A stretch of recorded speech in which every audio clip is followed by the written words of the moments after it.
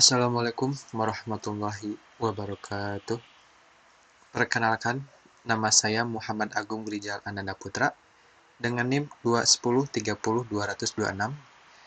Di sini saya akan mempresentasikan analisis dampak lalu lintas pembangunan Mall Jogjamart di Kota Tasikmalaya yang sebagai tugas UAS.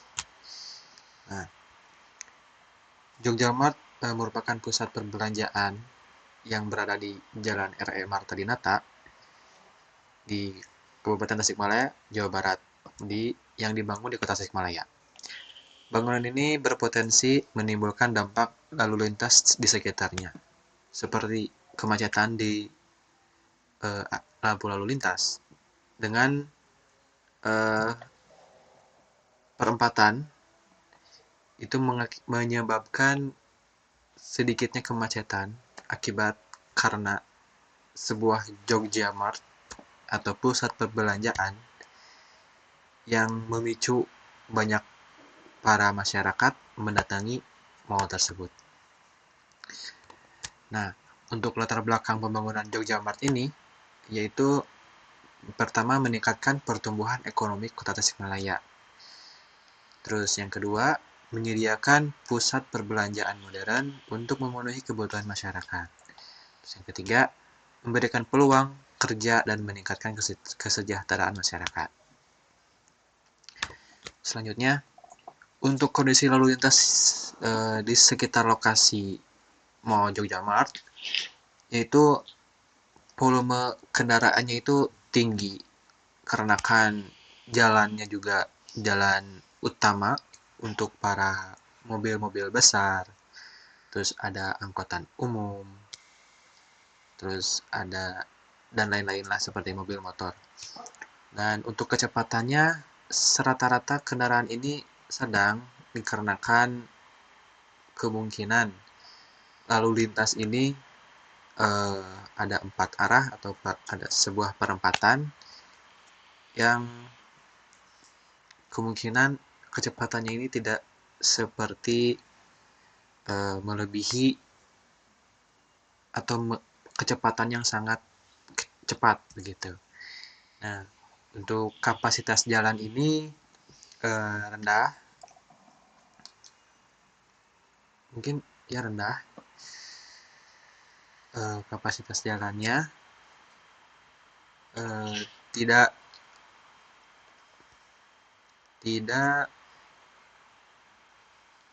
sesuai, tidak sesuai, ya pokoknya kapasitas jalannya rendah. Mungkin itu yang saya tahu.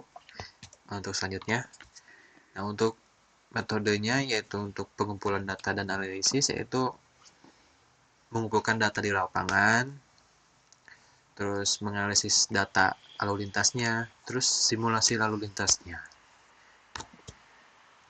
Dan untuk proyeksi peningkatan volume lalu lintas, yaitu volume kendaraan sekitar 20% peningkatan, dan arus pejalan kaki itu lebih kurang dari volume kendaraan, yaitu 15%, kurang lebih segitu peningkatannya. Dan untuk identifikasi titik-titik konflik potensial, yaitu persimpangan atau perempatan, jalan utama dan akses ke Jogjamart. Nah, untuk area parkir kapasitas terbatas, dan untuk memasuki Jogjamart itu sepertinya kapasitas parkirnya itu sudah memenuhi dan mengakibatkan potensi kemacetan. Terus untuk zona drop off-nya itu penumpukan kendaraan saat jam sibuk, seperti angkutan umum, terus seperti mobil-mobil Grab, mobil online seperti Maxim, Grab, Gokar. Nah, itu bisa mengakibatkan zona drop off itu menjadi penumpukan kendaraan saat jam sibuk. Untuk rekomendasi mitigasi dampak lalu lintas, yaitu Satu, penambahan jalur dan memperluas kapasitas jalan utama dan akses. Nah, yang kedua itu pengaturan lalu lintas dengan sistem lalu lintas satu arah dan pengaturan waktu lampu merah. Nah, yang ketiga itu peningkatan transportasi umum, meningkatkan frekuensi bus dan angkutan umum. Yang keempat, parkir mandiri, mendorong penggunaan parkir terpusat dan mengurangi penggunaan parkir tepi jalan. Nah, untuk kesimpulan dan rencana ke depan, pembangunan Jogjamart berpotensi meningkatkan lalu lintas dan menimbulkan konflik di sekitar lokasi. Dan rekomendasi yang tepat perlu diimplementasikan untuk meminimalisasi dampak negatif dan menciptakan lingkungan yang lebih baik bagi semua. Sekian dari presentasi saya. Selanjutnya yaitu kesan pesan untuk mengikuti mata kuliah ini. Itu kesannya mengikuti matkul analisis dampak lalu lintas memberikan saya pemahaman tentang bagaimana cara menganalisis pengaruh suatu pembangunan terhadap lalu lintas. Terus mahasiswa juga belajar menggunakan metode analisis, perangkat lunak, serta mengasah keterampilan berpikir kritis dalam mempertimbangkan faktor-faktor seperti volume kendaraan dan kapasitas jalan.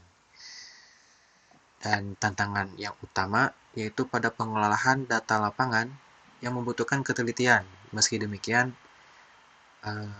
mata kuliah ini sangat relevan dengan dunia kerja di bidang perencanaan transportasi dan meningkatkan kesadaran akan pentingnya pembangunan berkelanjutan.